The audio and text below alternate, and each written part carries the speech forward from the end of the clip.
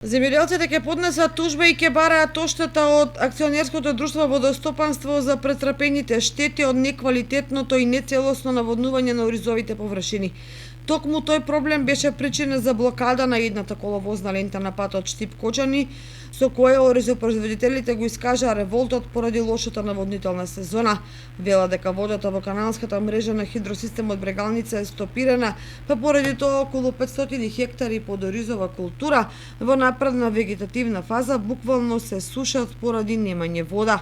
Имаат вегетација од 120 дена најкратката вегетација до 160 дена најдолгата вегетација. Таму каде што нема вода сега, моментално каде што е скинан бентот, е Сан Андреа која има вегетација од 160 дена. И без разлика на датите, дали ќе биде 1 септември, дали ќе биде 10 септември, самото растение, самиот ориз си кажува кога треба да престане со наводнување, бидејќи тој кога почне да зрее има си зрелост.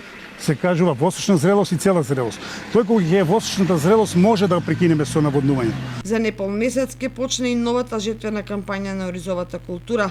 По студените мај и јуни кои оставија последици врз културата, следуваше појава на болести, а сега прекините во наводнувањето ќе го намали родот во нивите.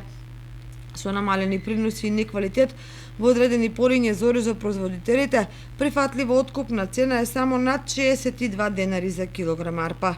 Затоа напоменувам до власта да излезе на терен што е можно побрзо да ги реши нашите проблеми и да ги реши нашите барања.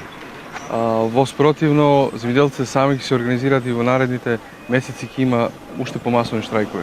На ваквите обвинувања во Водостопанство Брегалница Кочани одговараат дека не бегаат од одговорност. Во понеделник на составно ги повикаа оризопроизводителите со цел да се формира заедничка комисија која ќе излезе на терен и да се утврди дали навистина му треба вода на оризот кој во моментот е во фаза на зрење.